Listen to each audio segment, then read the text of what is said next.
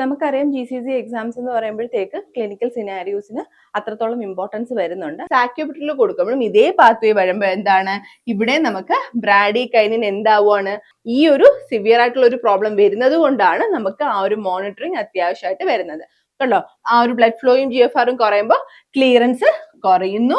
അപ്പൊ എന്താ സംഭവിക്കുക, അവിടെ ലിഥിയം അക്യുമുലേറ്റ് ആവുന്നു. Hi all, welcome to Edus international academy. So നമുക്കിന്ന് നമ്മുടെ എക്സാം എക്സ്പ്രസ് സീരീസിൽ GCC ഫാർമസിസ്റ്റ് എക്സാംസിന് മുന്നേ ചോദിച്ചിട്ടുള്ള കുറച്ച് ക്ലിനിക്കൽ സിനാരിയോ ഡിസ്കസ് ചെയ്യാം. നമുക്കറിയാം GCC എക്സാംസ് എന്ന് പറയുമ്പോഴത്തേക്ക് ക്ലിനിക്കൽ സിനാരിയോസിന് അത്രത്തോളം ഇമ്പോർട്ടൻസ് വരുന്നുണ്ട്. അതായത് നമ്മുടെ കോളേജ് അതുപോലെ തെറാപ്പി ഒക്കെ നമ്മുടെ സിലബസിൽ വരുന്നുണ്ട്. അപ്പൊ നമുക്ക് കോളേജ് പഠിക്കുമ്പോൾ തന്നെ, അതായത് ഫാർമക്കോളജി പഠിക്കുമ്പോൾ തന്നെ അതിന്റെ ഒരു ക്ലിനിക്കലിയും കൂടെ അതെങ്ങനെ അപ്ലൈ ചെയ്യാമെന്ന് കൂടി നോക്കണം. അതായത് മെയിൻലി ചോദിക്കുന്നത് ഏതായിരിക്കും അതിന്റെ മെക്കാനിസം, അല്ലെങ്കിൽ ADR ഏതാണ്, കോമൺ ആയിട്ട് കാണുന്ന ഡ്രഗ് ഇൻട്രാക്ഷൻ, ഇതൊക്കെയാണ് നമ്മൾ സ്ഥിരമായിട്ട് ചോദിച്ച് കാണാറുള്ളത്. അപ്പം നമ്മൾ കുറേ ക്വസ്റ്റ്യൻസ് ഡിസ്കസ് ചെയ്യുമ്പോഴത്തേക്ക് നമുക്ക് ആ ഒരു ഐഡിയ കിട്ടും എങ്ങനെയാണ് ആ ഒരു ക്വസ്റ്റ്യൻ പാറ്റേൺ വരുന്നതെന്ന്. അപ്പം നമ്മൾ ഓർത്തിരിക്കേണ്ട ഒരു കാര്യം എന്ന് വെച്ചാൽ GCC എക്സാംസിന് ഏറ്റവും കൂടുതൽ ക്വസ്റ്റ്യൻസ് പ്രാക്ടീസ് ചെയ്യുക എന്നുള്ളതായിരിക്കണം നമ്മുടെ മെയിൻ എയിം എന്ന് പറയുന്നത്. കാരണം അത്രത്തോളം ക്വസ്റ്റ്യൻ നിങ്ങൾ പ്രാക്ടീസ് ചെയ്യുമ്പോഴത്തേക്ക് അത്രത്തോളം ഓരോ ടോപ്പിക്കും നിങ്ങൾ ഫെമിലിയറൈസ് ആയിട്ട് വരാനായിട്ട് ഹെൽപ്പ് ചെയ്യും. അപ്പോൾ നിങ്ങൾക്ക് ഈസി ആയിട്ട് എക്സാം ക്രാക്ക് ചെയ്യാനും പറ്റും. അപ്പോൾ നമുക്ക് ഇന്ന് മുന്നേ ചോദിച്ചിട്ടുള്ള ഒരു 3 ക്വസ്റ്റ്യൻ നമുക്ക് ഡിസ്കസ് ചെയ്യാം. ഓക്കെ, അപ്പോൾ ഫസ്റ്റ് ക്വസ്റ്റ്യൻ ഇതാണ്. A 72-year-old female with a history of heart failure is started on sacubitril valsartan. She previously took lisinopril. What is the mandatory washout period before initiating the new drug and why? 24 hours to prevent acute renal failure, 36 hours to avoid overlapping risk of severe angioedema, 12 hours to prevent severe hypokalemia. No washout period is necessary. Question എന്താ ചോദിച്ചേക്കുന്നത്, 72 year ആയിട്ടുള്ള ഒരു female ലേഡിക്ക് history of heart failure ഉണ്ട്. Okay, അപ്പൊ ആ patient നമുക്ക് സാക്യുബിട്രിൽ വാൽസാർട്ടൻ combination start ചെയ്യണം. അതേ സമയത്ത് പറയുന്നുണ്ട് ഷീ പ്രീവിയസ്ലി ടുക്ക് ലിസ്നോപ്രിൽ, ലിസ്നോപ്രിലും എടുക്കുന്ന ഒരു പേഷ്യന്റ് ആണ്. അപ്പം ഈ ലിസ്നോപ്രിൽ എടുത്തു കഴിഞ്ഞിട്ട് എത്ര സമയം, അതായത് എത്ര ഗ്യാപ്പ് കൊടുക്കണം, അതിനെയാണ് ഈ വാഷ് ഔട്ട് പീരീഡ് എന്ന് ചോദിച്ചേക്കുന്നത്. എത്ര ഗ്യാപ്പ് കൊടുത്തിട്ടായിരിക്കണം നമ്മൾ നമ്മുടെ ഈ പുതിയ ഡ്രഗ് ദാറ്റ് സാക്യുബിട്രിൽ വാൽസാർട്ടൻ കൊടുക്കേണ്ടത്. എത്രയായിരിക്കും വരുന്ന ടൈം? 36 hours ആണ്. എന്തിനാണ് നമ്മൾ ആ ഒരു 36 hour വാഷ് ഔട്ട് ടൈം പറയുന്നത്? To avoid overlapping risk of severe angioedema. കണ്ടോ, ഓപ്ഷൻ ബി ആണ് കറക്റ്റ് ആയിട്ട് വരുന്നത്. നമ്മൾ ആ ഒരു സിവിയർ ആൻജിയോഡെമ വരാതിരിക്കാൻ വേണ്ടിയാണ് ഈ ഒരു 36 hours of wash out period നമ്മൾ പറയുന്നത്. നമ്മുടെ ഈ സാക്യുബിട്രിൽ വാൽസാർട്ടൻ എന്ന് പറയുന്നത് ARNI ആണ്, that is angiotensin receptor neprilysin inhibitors ആണ്. അപ്പൊ അവർക്ക് നമുക്ക് ഒരു ലിസ്നോപ്രിൽ കൊടുത്താൽ, ലിസ്നോപ്രിൽ എന്താണ്, ACE ഇൻഹിബിറ്റർ അല്ലെ, ആൻജിയോടെൻസിൻ കൺവേർട്ടിംഗ് എൻസൈം ഇൻഹിബിറ്റർ ആണ്. അപ്പൊ ഇവർ രണ്ടുപേർക്കും സെയിം പാത്വേ ആണ് പറയുന്നത്, ദാറ്റ് ഈസ് ബ്രാഡികൈനിൻ പാത്വേ. അതായത് നമ്മുടെ ACE ഇൻഹിബിറ്റേഴ്സ് കണ്ടോ, അതുപോലെ തന്നെ നമ്മുടെ sacubitril that is angiotensin receptor neprilysin inhibitors, ഇവർ രണ്ടുപേരും നമ്മൾ ഒരുമിച്ച് കൊടുത്താലുള്ള പ്രശ്നം എന്താ, ഇത് രണ്ടും ഒരേ പാത്വേ വഴിയാണ് ആക്ട് ചെയ്യുന്നത്. അതായത് ബ്രാഡികൈനിൻ കണ്ടോ, ബ്രാഡികൈനിൻ വഴിയാണ് പോകുന്നത്. അപ്പൊ ACE ഇൻഹിബിറ്റേഴ്സ് വന്ന് ബ്രാഡികൈനിനെ ACE ഇൻഹിബിറ്റേഴ്സ് കൊടുക്കുമ്പോൾ അവിടെ ACE ഇൻഹിബിറ്റ് ആവുന്നത്, that is angiotensin converting enzyme inhibit ആകുമ്പോൾ അവിടെ ബ്രാഡികൈനിന്റെ എന്ത് നടക്കുന്നില്ല, ബ്രേക്ക് ഡൗൺ നടക്കുന്നില്ല. അപ്പൊ അവിടെ എന്ത് സംഭവിക്കുന്നു, ബ്രാഡികൈനിൻ അക്യുമുലേഷൻ. അതുകൊണ്ടാണ് നമ്മൾ ACE ഇൻഹിബിറ്റേഴ്സ് കൊടുക്കുമ്പോൾ ഡ്രൈ കഫ് ഉണ്ടാവും എന്ന് പറയുന്നത്. അതേപോലെ തന്നെ നമ്മുടെ ആൻജിയോടെൻസിൻ റിസപ്റ്റർ നെപ്രലൈസിൻ ഇൻഹിബിറ്റർ ആയിട്ടുള്ള സാക്യുബിട്രിൽ കൊടുക്കുമ്പോഴും ഇതേ പാത്വേ വരുമ്പോൾ എന്താണ്, ഇവിടെ നമുക്ക് ബ്രാഡികൈനിൻ എന്താവുകയാണ്, അക്യുമുലേറ്റ് ആവുകയാണ് ചെയ്യുന്നത്. ഈ ഒരു ബ്രേക്ക് ഡൗൺ അവിടെ പ്രോപ്പർലി നടക്കുന്നില്ല. അപ്പൊ ഈ ഒരു സിവിയർ അല്ലെങ്കിൽ എക്സസ് ആയിട്ടുള്ള ബ്രാഡികൈനിൻ അക്യുമുലേഷൻ രണ്ട് ഡ്രഗും കൊടുക്കുമ്പോൾ എന്താ അവിടെ സംഭവിക്കുക, നമുക്ക് സിവിയർ ആയിട്ടുള്ള ലൈഫ് ത്രെട്ടനിങ് ആൻജിയോഎഡിമ വരാനുള്ള ചാൻസ് വളരെയധികം കൂടുതലാണ്. അതുകൊണ്ടാണ് പറയുന്നത്, ഇപ്പോൾ ആ ഒരു പേഷ്യന്റ് ACE ഇൻഹിബിറ്റർ ആയിട്ടുള്ള ലിസ്നോപ്രിൽ എടുക്കുന്ന ഒരു പേഷ്യന്റ് ആണെങ്കിൽ നമ്മൾ അറ്റ്ലീസ്റ്റ് ഒരു 36 hours എങ്കിലും വെയിറ്റ് ചെയ്തിട്ട്, അതായത് അതിനെയാണ് വാഷ് ഔട്ട് പീരീഡ് എന്ന് പറയുന്നത്, ആ ഒരു വെയിറ്റ് ചെയ്തിട്ട് വേണം നമ്മൾ എന്ത് സ്റ്റാർട്ട് ചെയ്യാൻ, നമ്മുടെ ആ ഒരു ARNI ദാറ്റ് സാക്യുബിട്രിൽ കോമ്പിനേഷൻ വരുന്ന ഡ്രഗ് നമ്മൾ സ്റ്റാർട്ട് ചെയ്യേണ്ടത്. ഓക്കെ, അപ്പം എത്രയാ പറയുന്നത്, 36 റിക്വയർഡ് ആയിട്ടുള്ളതാണ്. എന്തിനാണ് നമ്മൾ ആ ഒരു 36 hour വാഷ് ഔട്ട് പീരീഡ് പറയുന്നത്, to prevent severe life threatening angioedema. Okay, അപ്പൊ നമ്മൾ ഓർത്തു വെക്കേണ്ട കാര്യം, never combine an ACE inhibitor with ARNI അല്ലെ, ആൻജിയോടെൻസിൻ റിസപ്റ്റർ നെപ്രലൈസിൻ ഇൻഹിബിറ്റേഴ്സ്. അതുപോലെ തന്നെ ഒരു 36 hours നമ്മളൊരു വാഷ് ഔട്ട് പീരീഡ് നമ്മൾ കൊടുക്കണം.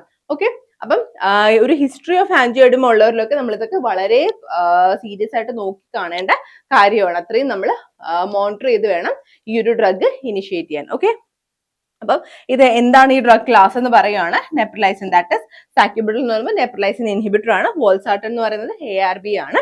അപ്പം നമ്മുടെ സാക്യുബിട്രിൽ എന്തിനു ഹെൽപ്പ് ചെയ്യുന്നു? That is a beneficial natriuretic പെപ്റ്റൈഡിനെ ഇൻക്രീസ് ചെയ്യാനായിട്ട് ഹെൽപ്പ് ചെയ്യുന്നു. അപ്പൊ നമുക്ക് എങ്ങനെയാണ് ഈ ഒരു ഹാർട്ട് ഫെയിലിൽ യൂസ്ഫുൾ ആയിട്ട് വരുന്നത്? നേട്രിയൂറിസിസ് കൂട്ടുന്നു, വാസോ ഡയലേഷൻ, അതുപോലെ ആന്റി റീമോഡലിങ്ങിനൊക്കെ ഹെൽപ്പ് ചെയ്യും. നമ്മുടെ വോൾസാർട്ടൻ എന്താണ്? ARBs ആണ്. അതുപോലെ തന്നെ വാസോ കൺസ്ട്രക്ഷൻ കുറയ്ക്കാനും സോഡിയം റിട്ടൻഷൻ, റീമോഡലിംഗ് ഒക്കെ കുറയ്ക്കാനായിട്ട് ഹെൽപ്പ് ചെയ്യും. അതുകൊണ്ടാണ് നമ്മൾ ഇവിടെ ഈ പേഷ്യന്റ് ഹാർട്ട് ഫെയിലിയർ നമ്മളിത് കൊടുക്കാനായിട്ട് ഡിസൈഡ് ചെയ്യുന്നത്. ഓക്കെ, അപ്പം ഇത്രയുമാണ് ഈ ഒരു വാഷ് ഔട്ട് പീരീഡിൽ നമ്മൾ ഓർത്ത് വെക്കേണ്ടത്. AC ഇൻഹിബിറ്റേഴ്സും ARNIയും ഒരേ പാത്വേ വഴി പോയിട്ട് എക്സസ് ആയിട്ടുള്ള ബ്രാഡികൈനിൻ അക്യുമുലേഷൻ വരാനുള്ള സാധ്യതയുണ്ട്. അത് കാരണം സിവിയർ ലൈഫ് ത്രെറ്റനിങ് ആൻജിയോയിഡിമ വരുന്നത് അവോയ്ഡ് ചെയ്യാൻ വേണ്ടിയാണ് നമ്മൾ ഈ ഒരു 36 hours വാഷ് ഔട്ട് പീരീഡ് പറയുന്നത്. 24 hours എന്താണ് to prevent acute renal failure correct അല്ല. കാരണം റീനൽ ഫെയിലിയർ ഈ ഒരു AC ഇൻഹിബിറ്റേഴ്സോ അല്ലെങ്കിൽ നമ്മുടെ ARNI ആയിട്ട് റിലേഷൻ വരുന്നില്ല. 12 hours to prevent severe hypokalemia, അതും വരുന്നില്ല. കാരണം ഹൈപ്പോകലീമിയ ഒരു വാഷ് ഔട്ട് പീരീഡിന്റെ റീസൺ അല്ല. No wash out, that is wrong അല്ലെ? നമുക്ക് ആൻജിയോയിഡിമ വരാനുള്ള ചാൻസ് ഉണ്ട്. ഓക്കെ, അതുകൊണ്ടാണ് നമ്മൾ കറക്റ്റ് ഓപ്ഷൻ ആയിട്ടുള്ള 36 hours ചൂസ് ചെയ്തത്. അടുത്ത question, which of the following atypical antipsychotic is most strongly associated with agranulocytosis necessitating strict risk evaluation and mitigation strategy program monitoring for absolute neutrophil count? Clozapine, risperidone, olanzapine, quetiapine. അപ്പം ഈ ഒരു ഏതൊരു anti psychotic drug ആണ് നമുക്കൊരു risk evaluation and mitigation strategy program വെച്ചിട്ട് absolute neutrophil count monitoring വേണ്ടി വരുന്നത്? അതായത് അഗ്രാനുലോസൈറ്റോസിസ് അത് കോസ് ചെയ്യും. അതുകൊണ്ട് ഏതൊരു ആന്റി സൈക്കോട്ടിക് ഡ്രഗിനാണ് നമുക്ക് അബ്സല്യൂട്ട് ന്യൂട്രോഫിൽ കൗണ്ടിന്റെ മോണിറ്ററിംഗ് വേണ്ടി വരുന്നത്? അതാണ് ക്വസ്റ്റ്യൻ. അപ്പൊ ഇതിൽ ഏത് ആന്റി സൈക്കോട്ടിക് ആണ് നമുക്ക് അഗ്രാനുലോസൈറ്റോസിസ് നമ്മൾ ഒരു സിവിയർ അല്ലെങ്കിൽ ഒരു അഡ്വേഴ്സ് എഫക്റ്റ് ആയിട്ട് നമ്മൾ പഠിച്ചത്? ഏതിലാണ്? ക്ലോസബിൻ അല്ലെ?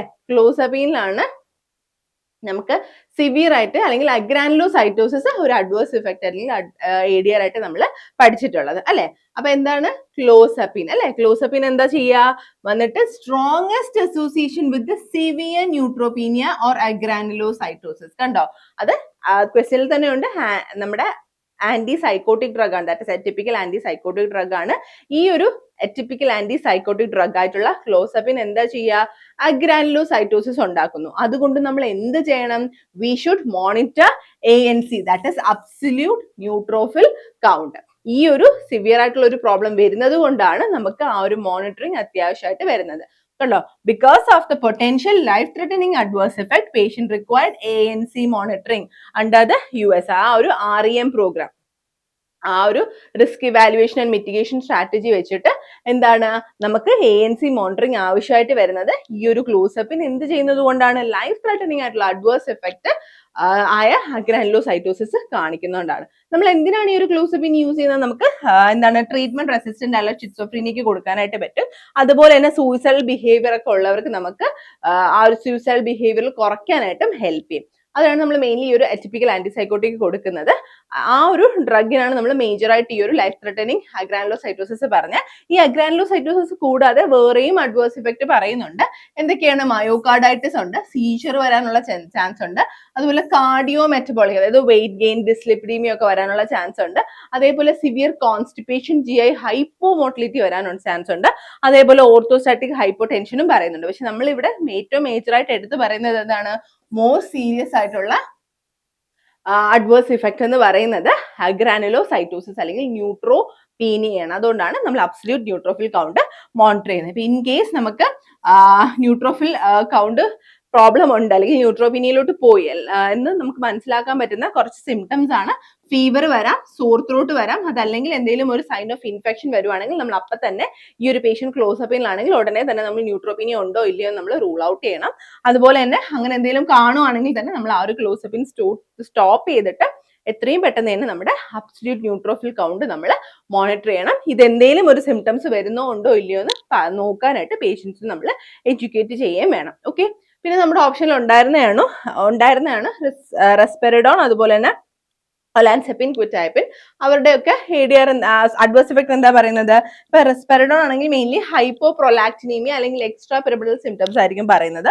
ഒലാൻസെപ്പിൻ ആണെങ്കിൽ വെയിറ്റ് ഗെയിൻ അല്ലെങ്കിൽ മെറ്റബോളിക് സിൻഡ്രോംസ് ആണ് പറയുന്നത്. ക്വിറ്റൈപ്പിൻ വന്നിട്ട് സെഡേഷൻ അല്ലെങ്കിൽ ഓർത്തോസ്റ്റാറ്റിക് ഹൈപ്പോടെൻഷൻ ആയിരിക്കും പറയുന്നത്. ഓക്കെ, അപ്പോൾ മെയിൻ ആയിട്ട് നമ്മൾ ഓർത്തു വെക്കേണ്ട എറ്റിപ്പിക്കൽ ആന്റി സൈക്കോട്ടിക് ആയിട്ടുള്ള ക്ലോസപ്പിൻ എന്താ കൊണ്ടുവരുന്നത്?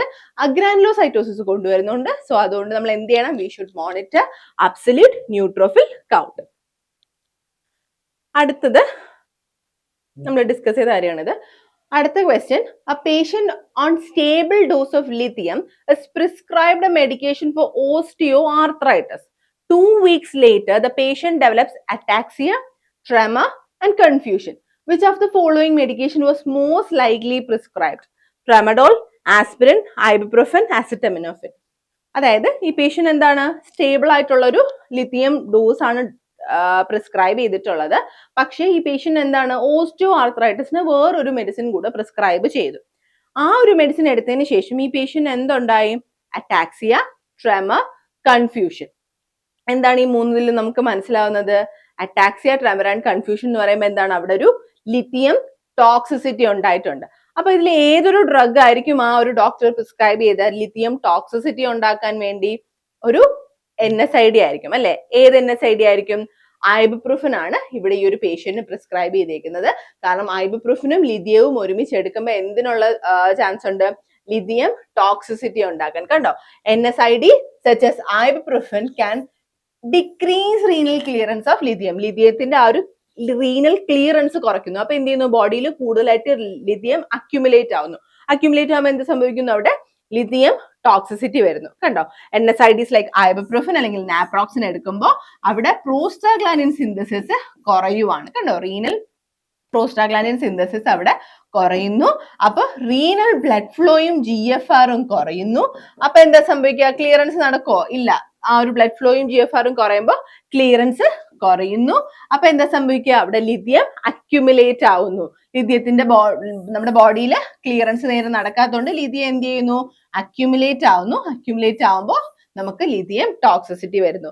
അതാണ് ഈ പറഞ്ഞ ഒരു ട്രെമറും അതുപോലെ തന്നെ കോൺസ്റ്റിപ്പേഷൻ, അതുപോലെ കൺഫ്യൂഷൻ, അതുപോലെ നമ്മുടെ ഡിസാർത്രിയ അതായത് സ്ലേർഡ് സ്പീച്ച്, അതുപോലെ നമ്മുടെ വോമിറ്റിംഗ്, ഡയറിയ ഒക്കെ ഉണ്ടാവുന്നത്. ഓക്കെ, അതേപോലെ നമ്മുടെ ലിഥിയത്തിന്റെ ലെവൽ ഇൻക്രീസ് ചെയ്യാൻ സാധ്യതയുള്ള വേറൊരു ക്ലാസ് ഓഫ് ഡ്രഗ്സിൽ വരുന്നതാണ് തയസൈഡ്സ് വരാം, AC ഇൻഹിബിറ്റേഴ്സ് വരാം, ARBs വരാം, പിന്നെ നമ്മളിപ്പോൾ ഡിസ്കസ് ചെയ്ത NSAID.